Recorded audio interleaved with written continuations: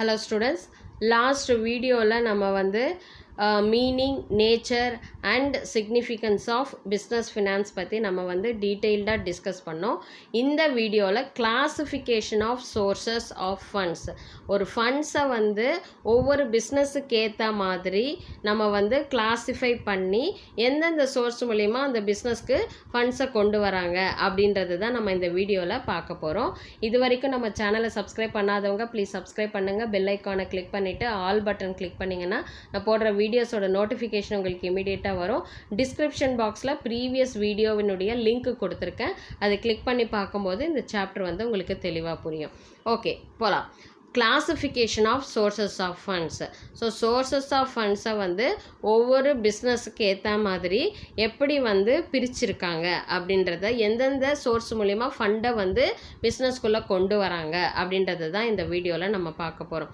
In case of proprietary and partnership concerns, the funds may be raised either from personal sources or borrowings from banks, friends, etc. So இப்போ வந்து ஒரு soul ட்ரேடராக இருந்தால், இல்லை வந்து ஒரு partnership ஃபார்மாக இருந்துச்சுன்னு வச்சுக்கோங்க. அப்போ அவங்களுடைய பிஸ்னஸ்க்கு வந்து எப்படி ஃபண்டை ரைஸ் பண்ணுவாங்கன்னா, அவங்களுடைய சொந்த பணத்துலேருந்து, சேர்த்து வச்ச பணத்துலேருந்து அவங்க பிஸ்னஸை ஸ்டார்ட் பண்ணலாம். இல்லை வந்து ஒரு பேங்க்லேருந்து கடன் வாங்கியிருக்கலாம், இல்லை ஃப்ரெண்ட்ஸ் அண்ட் ரிலேட்டிவ்ஸ் கிட்டேருந்து கடன் வாங்கி பண்ணலாம். ஏன்னா ஒரு சோல் ப்ராப்பரேட்டரோ ஒரு பார்ட்னர்ஷிப் ஃபார்மாக வந்து பார்த்திங்கன்னா அதற்கு தேவைப்படுகின்ற கேபிட்டல் ரிக்குவயர்மெண்ட் அப்படின்றது வந்து ரொம்ப லார்ஜான அமௌண்ட் வந்து கிடையாது. ஸோ அவங்க வந்து இந்த மாதிரி சின்ன சின்ன லெவலில் வந்து அவங்க பிஸ்னஸை வந்து பண்ண முடியும். In case of company form of organisation, the different sources of business finance which are available may be categorized as given in table 8.1. இதுவே வந்து ஒரு பெரிய கம்பெனி அப்படின்னா, மல்டிநேஷ்னல் கம்பெனி அப்படின்னா, அவங்க வந்து பார்த்திங்கன்னா இந்த மாதிரி ஃப்ரெண்ட்ஸ் கிட்ட வாங்குறது அதெல்லாம் கட்டுப்படி ஆகாது. அப்போது அவ்வளோ பெரிய கம்பெனியை நடத்தணும் அப்படின்னும் பொழுது அதற்கான சோர்ஸ் ஆஃப் ஃபண்ட்ஸ் வந்து பார்த்திங்கன்னா டிஃப்ரெண்ட்டான இடங்களில் சோர்ஸஸ்லேருந்து அவங்க பிஸ்னஸ்க்கு வந்து ஃபண்ட்ஸை கொண்டு வருவாங்க. அது வந்து இப்போ நாங்கள் நெக்ஸ்ட் பேஜில் இருக்கக்கூடிய அந்த கிளாசிஃபிகேஷன் ஆஃப் சோர்ஸ் ஆஃப் ஃபண்ட்ஸில் நம்ம வந்து டீட்டெயில்டாக பார்க்கலாம். As shown in the table, the sources of funds can be categorized. So இப்போ இந்த சார்ட் வந்து நம்ம பார்க்கலாம், classification of source of funds. So இந்த சார்ட்டில் வந்து க்ளீனாக எக்ஸ்பிளைன் பண்ணியிருக்காங்க. ஸோ ஃபர்ஸ்ட் வந்து பார்த்திங்கன்னா on the basis of period, அதாவது இப்போ ஒரு பிஸ்னஸை நான் லாங் டேர்ம் பண்ண போகிறேன்னா, ஷார்ட் டேர்ம் பண்ண போகிறேன்னா, அதை பேஸ் பண்ணி நான் வந்து எந்தெந்த சோர்ஸ் மூலிமா பிஸ்னஸ்க்கு ஃபண்ட்ஸை கொண்டு வர போகிறேன், அது ஒரு கேட்டகிரி. இன்னொன்று வந்து on the basis of ownership, ஓனரே வந்து அவருடைய ஃபண்டை கொண்டு வராரா, இல்லை அந்த ஓனர்ஷிப் வந்து வேறு எந்த சோர்ஸ் மூலிமா பிஸ்னஸ்க்கு ஃபண்ட்ஸ் கொண்டு வராங்க அப்படின்றது செகண்ட் கேட்டகிரி. தேர்டு வந்து on the basis of source of generation, அதாவது எப்படி வந்து அவங்களுடைய ஃபண்ட்ஸை வந்து இன்டர்னலாகவும் எக்ஸ்டர்னலாகவும், பிஸ்னஸ்குள்ளேயும் பிஸ்னஸ் வெளியில் இருந்தும் எப்படி அவங்களுடைய அவங்க பிஸ்னஸ்க்கு தேவையான ஃபண்டை வந்து ஜென்ரேட் பண்ணுறாங்க, அதாவது பிஸ்னஸ்குள்ளிருந்தே எப்படி வந்து பணத்தை கொண்டு வராங்க அப்படின்ற சொல்கிறது வந்து third category. So first one வந்து பார்த்திங்கன்னா பீரியட், லாங் டேர்மாக ஷார்ட் டேர்மாக. செகண்ட் வந்து ஓனர்ஷிப். தேர்டு வந்து பார்த்திங்கன்னா சோர்ஸ் ஆஃப் ஜென்ரேஷன். ஓகேவா, அதை பேஸ் பண்ணி வந்து எப்படி பிஸ்னஸ் வந்து ஃபண்ட்ஸ் கொண்டு வராங்க அப்படின்றது. இப்போ இதுவே வந்து ஒரு long term, okay, on the basis of the பீரியட்னா 2 டைப்ஸ் இருக்குது, that is long term and short term. Long term அப்படின்னா எப்படி அவங்க ஃபண்ட்ஸை கொண்டு வருவாங்கன்னா, equity shares, retained earnings, preference shares, debentures, loan from financial institutions and loan from banks அப்படின்னு அவங்க லாங் டேர்முக்கு தேவையான ஃபண்ட்ஸை வந்து லாங் டேர்முக்கு எப்படி வந்து ஃபண்ட்ஸை கொண்டு வரணும்னா இந்த சோர்ஸஸ் மூலிமா அவங்க ஃபண்ட்ஸை கொண்டு வருவாங்க. இதுவே மீடியம் டேர்ம் அப்படின்னா, அதாவது இப்போ அதோடைய எக்ஸ்ப்ளனேஷன் நம்ம பார்க்கலாம். ஜஸ்ட் நீங்கள் எந்தெந்த சோர்ஸ் மூலிமா வருதுன்னு மட்டும் பார்த்துக்கோங்க. மீடியம் டேர்ம்னா loan from banks, public deposits, loan from financial institutions, lease financing. So இந்த சோர்ஸ் மூலிமா வந்து இந்த மீடியம் டேர்மாக பீரியடில் இருக்கக்கூடிய பிஸ்னஸ் வந்து அவங்களுடைய பிஸ்னஸ்க்கு ஃபண்ட்ஸை கொண்டு வராங்க. ஷார்ட் டேர்ம் அப்படின்னா trade credit, factoring, banks, commercial paper. So இந்த சோர்ஸஸ் மூலிமா அவங்க வந்து பிஸ்னஸில் ஃபண்டை வந்து கொண்டு வராங்க.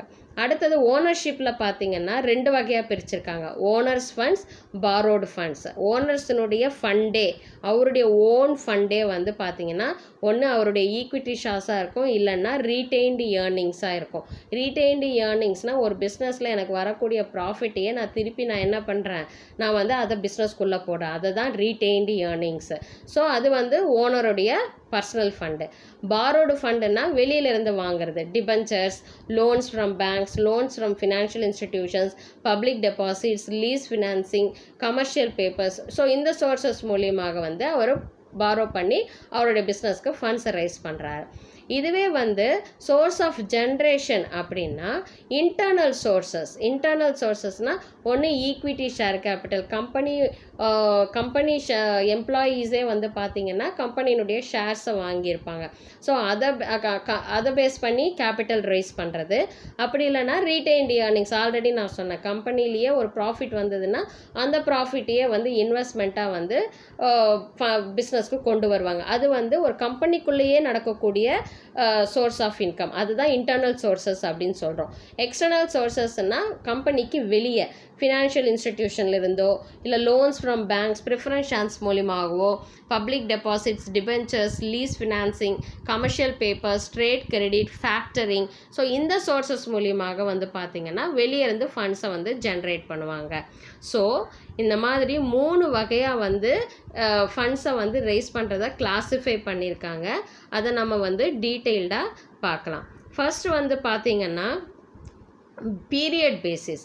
ஃபஸ்ட்டு வந்து period basis, long term, middle term, short term அப்படின்னு 3 வகையாக பிரிச்சிருக்காங்க. லாங் டேர்ம்னா நிறைய வருஷங்கள் வந்து அந்த பிஸ்னஸை பண்ணக்கூடியதாக இருக்கும்.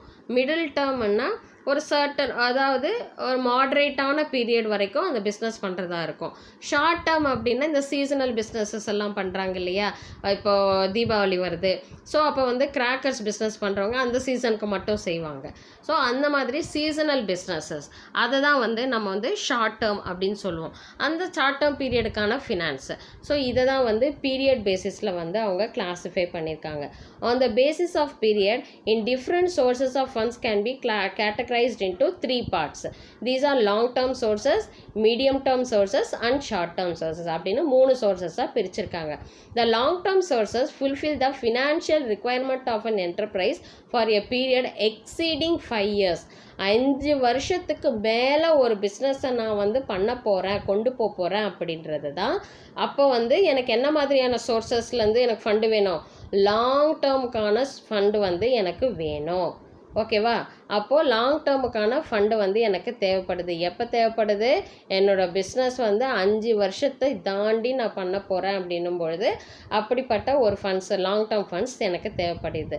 And include sources such as shares and debentures, long term borrowings, இது எல்லாமே வந்து பார்த்திங்கன்னா லாங் டேர்ம் சோர்சஸில் வரும்.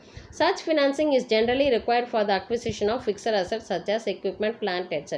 ஸோ இந்த மாதிரியான லாங் டேர்முக்கு கொண்டு போகக்கூடிய ஒரு பிஸ்னஸ் அப்படின்னும் பொழுது அந்த இடத்துல ஃபிக்ஸட் அசட்ஸ் அப்படின்றனுடைய தேவையும் இருக்குது இல்லையா? ஸோ அந்த ஃபிக்ஸட் அசட்ஸு, அதாவது பிளான்ட் அண்ட் மிஷினரியாக இருக்கலாம், எக்யூப்மெண்ட்ஸு, பிளான்ட்ஸு, ஸோ இது எல்லாமே வந்து பார்த்திங்கன்னா ஃபிக்ஸட் அசட்ஸில் வரும். ஸோ இதுக்கான அமௌண்ட் வந்து பார்த்திங்கன்னா அதிகப்படியான அமௌண்ட்டு தான் நமக்கு தேவைப்படும். லாங் டேர்முக்கு கொண்டு போகிறோன்னா நமக்கு லார்ஜ் அமௌண்ட் ஆஃப் ஃபண்ட்ஸ் தேவைப்படும். அப்போ அதுக்கு டிஃப்ரெண்ட் சோர்சஸ் மூலிமா நம்ம பிஸ்னஸ்க்குள்ளே ஃபண்ட்ஸை கொண்டு வருவோம். where the funds are required for a period of more than 1 year but less than 5 years. இப்போது ஒரு பிஸ்னஸ்க்கு அதாவது 1 வருஷத்துக்கு மேலே இல்லை 5 வருஷத்துக்கு உள்ளே தேவைப்படுகின்ற சோர்ஸ் ஆஃப் ஃபண்ட்ஸ் வந்து பார்த்திங்கன்னா அதுதான் வந்து medium term source of finance அப்படின்னு சொல்கிறோம். ஓகேவா? நான் ஒரு பிஸ்னஸை 1 வருஷத்துக்கு மேலே நடத்துவேன், ஆனால் 5 வருஷத்துக்குள்ளே அந்த பிஸ்னஸ்னுடைய இது முடியும் அப்படின்னா அப்போது எனக்கு அதுக்கு என்ன விதமான சோர்ஸ் ஆஃப் ஃபண்ட்ஸ் தேவைப்படுனா medium term source of funds எனக்கு இருந்தால் போதும்.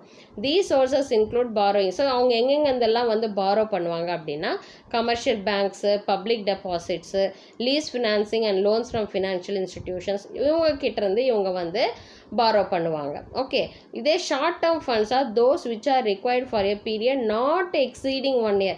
1 வருஷத்துக்கு மேலேயே அந்த பிஸ்னஸ் போகாது அப்படின்றது தான் ஷார்ட் டேர்ம் ஃபண்ட்ஸ். தேவைப்படுற ஃபண்ட்ஸை தான் ஷார்ட் டேர்ம் ஃபண்ட்ஸ்ன்னு சொல்கிறோம். ஸோ இவங்க எப்படி ஃபண்ட்ஸை ரைஸ் பண்ணுவாங்க, எதன் மூலிமா அப்படின்னா trade credit, loans from commercial banks and commercial papers, இதெல்லாம் வந்து எக்ஸாம்பிள்ஸ். இந்த சோர்சஸ் மூலிமா ஷார்ட் டேர்ம் ஃபண்ட்ஸை வந்து அவங்க என்ன பண்ணுவாங்க, ரைஸ் பண்ணுவாங்க. Short term financing is most common for financing of current assets such as accounts receivable and inventories. So short term financing அப்படின்றது வந்து பார்த்தீங்கன்னா மோஸ்ட்லி எதுக்கு தேவைப்படும் அப்படின்னா கரண்ட் அசெட்ஸு, அதாவது கரண்ட் அசெட்ஸுன்னு இருக்குது. கரண்ட் அசெட்ஸ் அப்படின்னா இமீடியட்டாக இப்போ நான் வந்து அக்கௌண்ட்ஸ் ரிசீவபிள்ஸ் இப்போ நான் வந்து சேல் பண்ணியிருப்பேன், ஆனால் எனக்கு கொஞ்ச நாள் கழித்து தான் வந்து எனக்கு அமௌண்ட் வரும் அப்படின்னா அப்போ எனக்கு இமீடியட்டாக அந்த இடத்துல பணத்தினுடைய தேவை இருக்குது. அதே போல் நான் வந்து ரா மெட்டீரியலை வாங்கணும் அப்படின்னா இமீடியட்டாக அந்த பணத்தினுடைய தேவை வந்து எனக்கு இருக்குது. ஸோ அந்த மாதிரி இருக்கிற பட்சத்தில் இந்த ஷார்ட் டேர்ம் ஃபினான்சிங் அப்படின்றது வந்து நமக்கு அந்த ஃபினான்சிங் சோர்சஸ் வந்து நமக்கு தேவைப்படுது. ஓகேவா? இதை வந்து எதில் அக்கௌண்ட்ஸ் ரிசீவபிள் அண்ட் இன்வென்ட்ரிஸ் இதெல்லாம் எந்த ஹெட்டுக்கு கீழே வரும் அப்படின்னா கரண்ட் அசெட்ஸில் வரும். கேபிட்டல் அசெட்ஸ்னால் நம்ம என்ன பார்த்தோம், ஃபிக்ஸட் கேபிட்டல் அசெட்ஸ்னால் land and building, plant and machinery பார்த்தோம் இல்லையா? அதே போல் கரண்ட் அசெட்ஸ் அப்படின்னா இதெல்லாமே ஷார்ட் டேர்ம் ஃபினான்சிங்கில் வரக்கூடியது.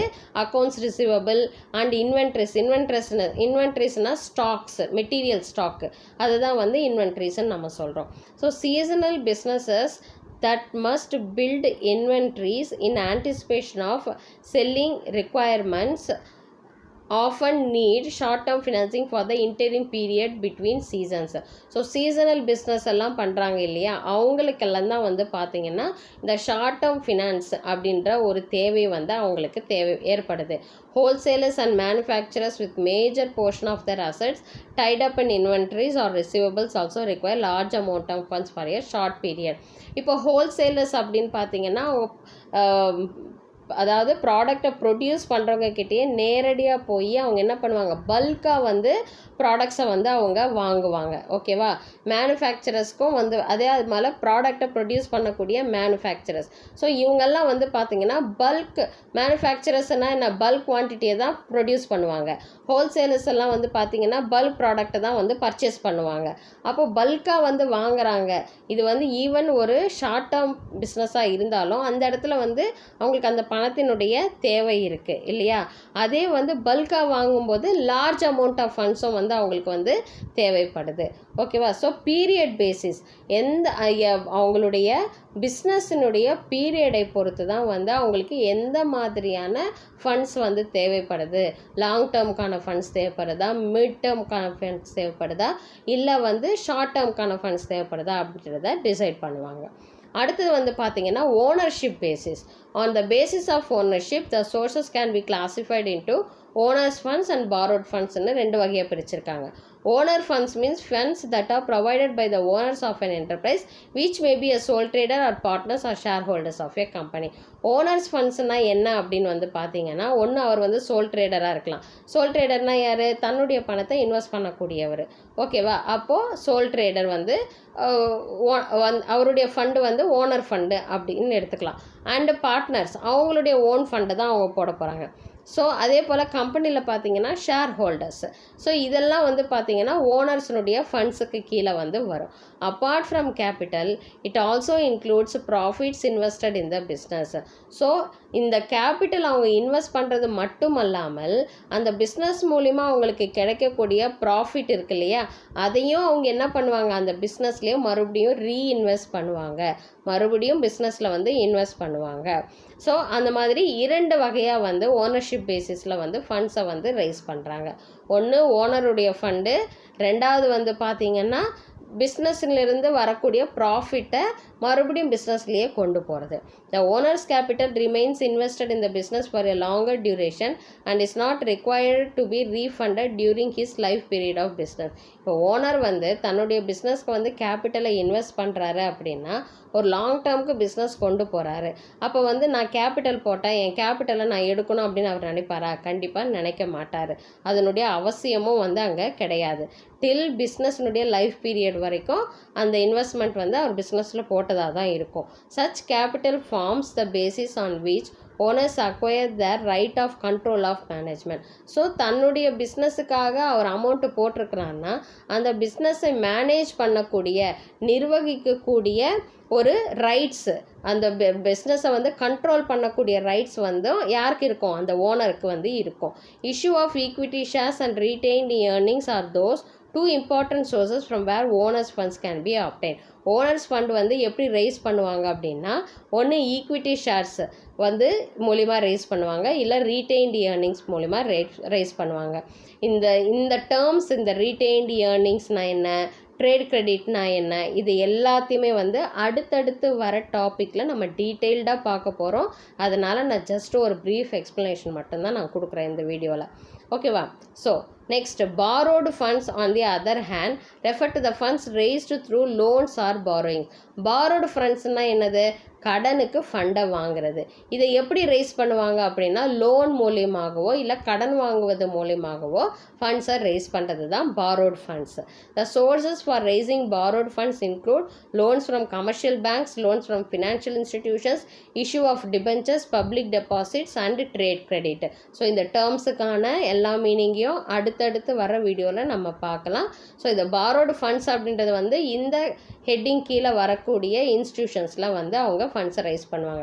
Such sources provided funds for a specified period on certain terms and conditions. You have to repaid after the expiry of that period. ஒரு particular இப்போ ஒரு லோன் கொடுக்குறாங்க அப்படின்னா 5 வருஷத்துக்குள்ளே இந்த லோனை வந்து ரீபே பண்ணணும் அப்படின்னு ஒரு டைம் பீரியடை வந்து ஃபிக்ஸ் பண்ணிடுவாங்க. அந்த பீரியட்குள்ளே நம்ம கடன் வாங்கின அந்த அமௌண்ட்டை நம்ம என்ன பண்ணிடணும்? ரீபே பண்ணிடணும். இப்போ ஒரு பிஸ்னஸ்க்காக நான் லோன் எடுக்கிறேன் அப்படின்னா அவங்க வந்து இந்த பர்டிகுலர் இயர்க்குள்ளே நான் வந்து இந்த அமௌண்ட்டை வந்து நான் வந்து ரிட்டர்ன் பண்ணிடுறேன் அப்படின்ற பேசிஸில் தான் அவங்க கடனே வந்து அவங்க கொடுப்பாங்க. ஸோ அதை பேஸ் பண்ணி அவங்க வந்து அந்த ஃபண்டை ரீஃபண்ட் பண்ணிடுவாங்க. Fixed rate of interest is paid by the borrowers on such fund. So loan வாங்குறாங்கன்னா அதற்கான வட்டி பர்சன்டேஜ் இருக்கும் இல்லையா? ஸோ அதை வந்து அவங்க borrowers வந்து என்ன பண்ணணும்? அந்த இன்ட்ரெஸ்ட்டையும் சேர்த்து அவங்க பே பண்ணணும். At times it puts a lot of burden on the business as payment of interest to be made even when the earnings are low or even when the loss is incurred. இப்போது ஒரு பிஸ்னஸ்க்காக நான் ஒரு பேங்க்கில் நான் கடன் வாங்குறேன் அப்படின்னா அதுக்கான இன்ட்ரெஸ்ட்டை நான் பே பண்ணணும், வட்டியை வந்து நான் பே பண்ணணும். என்னோடய பிஸ்னஸ் வந்து லாஸில் போனாலும் சரி, என் பிஸ்னஸ் நல்லா நடக்கலைன்னாலும் நான் கண்டிப்பாக அந்த பேங்க்குக்கான அந்த பணத்தை, அந்த இன்ட்ரெஸ்ட்டை நான் கட்டி தான் ஆகணும். அப்போ வந்து அந்த பிஸ்னஸ் ஓனருக்கு அது ஒரு பெரிய பேர்டனாக வந்து அமைஞ்சிடும். So generally borrowed funds are provided on the security of some fixed assets.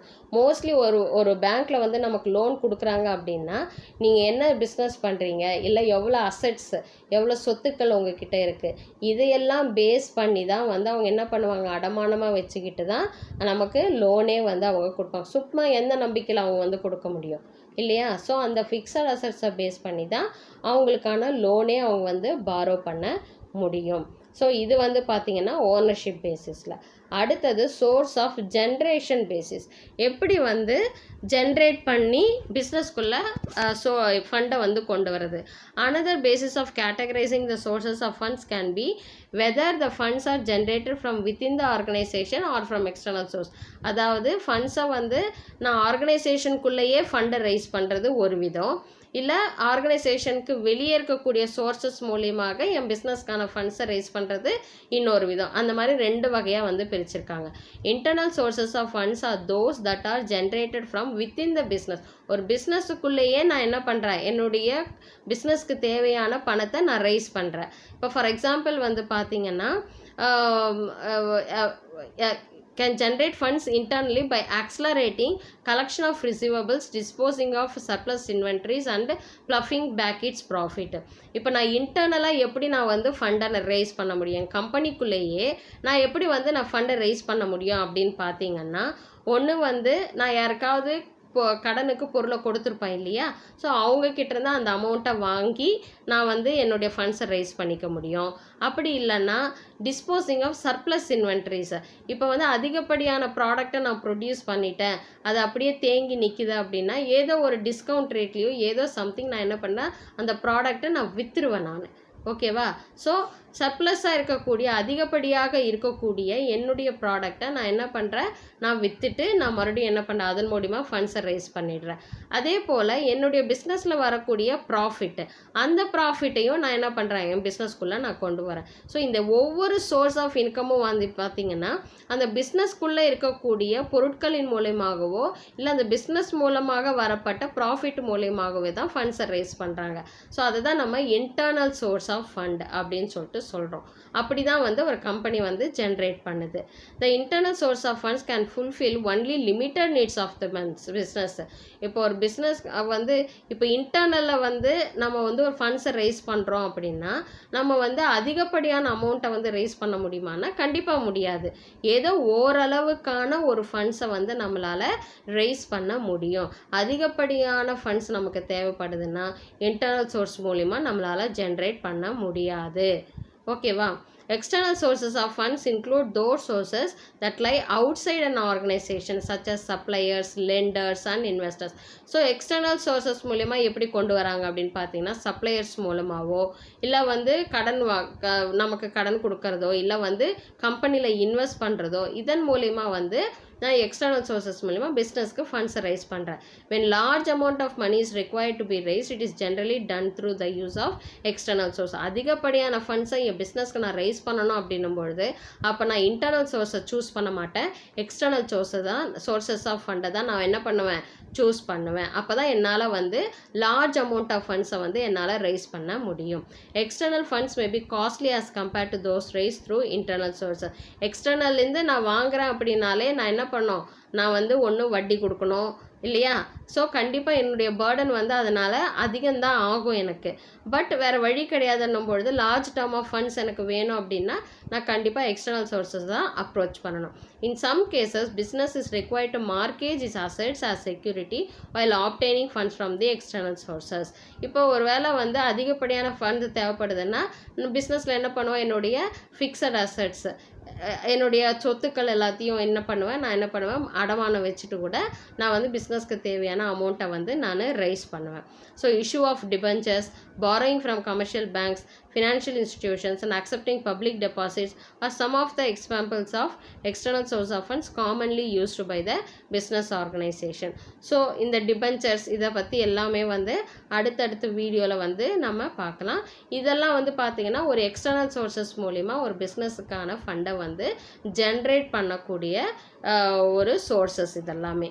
ஓகேவா? ஸோ இது வரைக்கும் வந்து பார்த்திங்கன்னா எந்தெந்த சோர்சஸ் மூலிமா நம்ம வந்து ஃபண்ட்ஸை ரைஸ் பண்ணுறோம் அதை 3 வகையாக பிரிச்சிருக்கோம். Period basis, ownership basis and source generation base பண்ணி நம்ம வந்து இந்த 3 வகையாக வந்து நம்ம பார்த்துருக்கோம். ஸோ ஒவ்வொரு டேர்ம்ஸையும் வந்து பார்த்தீங்கன்னா அடுத்தடுத்த வீடியோவில் நம்ம வந்து அதை டீட்டெயில்டாக நம்ம வந்து பார்க்கலாம். அதனுடைய அட்வான்டேஜஸ் என்ன, டிஸ்அட்வான்டேஜஸ் என்ன, இந்த சோர்ஸ் இப்போ ஒரு பேங்க்லேருந்து நான் கடன் வாங்குறேன் அப்படின்னா அதனால் எனக்கு என்ன அட்வான்டேஜ், அதனால் என்ன டிஸ்அட்வான்டேஜ், இது எல்லாத்தையுமே நெக்ஸ்ட் வீடியோவில் நம்ம பார்க்கலாம். ஸோ இதில் ஏதாவது உங்களுக்கு டவுட்ஸ் இருந்துச்சுன்னா கமெண்ட் செக்ஷனில் கமெண்ட் பண்ணுங்கள். உங்கள் டவுட்ஸை நான் கிளாரிஃபை பண்ணுறேன். நெக்ஸ்ட் வீடியோவில் நம்ம பார்க்கலாம். தேங்க்யூ.